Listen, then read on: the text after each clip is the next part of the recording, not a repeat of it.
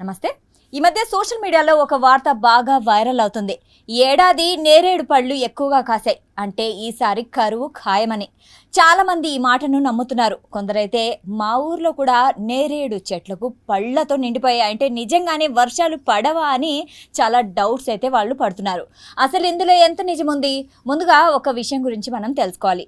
చెట్లకు పళ్ళు ఎక్కువగా రావడానికి చాలా కారణాలుంటాయి. ఆ చెట్టు వయసు, గత ఏడాది వర్షాలు, నేలలో పోషకాలు, ఉష్ణోగ్రత, వాతావరణ పరిస్థితులు, ఇలా చాలా అంశాలు ప్రభావం చూపిస్తాయి. అంటే ఒక ఏడాది నేరేడు పళ్ళు ఎక్కువగా కాసాయని చెప్పి ఆ ఏడాది కరువు వస్తుందని చెప్పడానికి ఎలాంటి సైంటిఫిక్ ఎవిడెన్స్ లేదు. వాతావరణ నిపుణులు కూడా ఇదే చెబుతున్నారు. వర్షాలు ఎలా ఉంటాయో చెప్పడానికి వెదర్ మోడల్స్, శాటిలైట్ డేటా, సముద్ర ఉష్ణోగ్రతలు, గాలి మార్పులు వంటి ఎన్నో అంశాలను పరిశీలిస్తారు. ఒక చెట్టు మీద వచ్చిన పళ్ళను చూసి వర్షాలను అంచనా వెయ్యలేరు. అంతేకాదు, ఒకే రాష్ట్రంలో కూడా ఒక ప్రాంతంలో ఎక్కువ వర్షాలు పడొచ్చు, మరో ప్రాంతంలో తక్కువ వర్షాలు పడొచ్చు. కాబట్టి ఒక చెట్టును ఆధారంగా చేసుకుని మొత్తం సీజన్ గురించి నిర్ణయానికి రావడం సరైన పద్ధతి కాదు.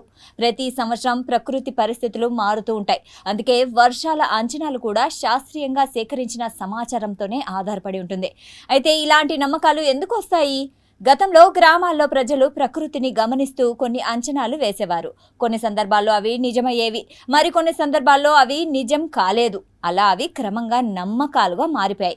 అందుకే సాంప్రదాయ నమ్మకాలను గౌరవించడం మంచిదే, కానీ వాటిని శాస్త్రీయ నిజాలుగా భావించడం మాత్రం సరైనది కాదు. కాబట్టి నేరేడు పళ్ళు ఎక్కువగా కాశాయి కాబట్టి కరువు వస్తుంది అని చెప్పడం సరైనది కాదు. ప్రకృతి సంకేతాలను గౌరవించడం మంచిదే, కానీ వర్షాలు, కరువు వంటి విషయాల్లో మాత్రం సైన్స్ చెప్పే సమాచారాన్నే మనం నమ్మాలి. ఇలాంటి వైరల్ మెసేజ్లు కనిపిస్తే వెంటనే నమ్మేయకండి, ఫ్యాక్ట్ చెక్ చేసుకోండి. సరైన సమాచారం తెలుసుకొని అదే సమాచారాన్ని ఇతరులతో పంచుకోండి. సో ఈ విశ్లేషణ మీకు నచ్చినట్లయితే కామెంట్స్లో తెలియజేయండి. నమస్తే.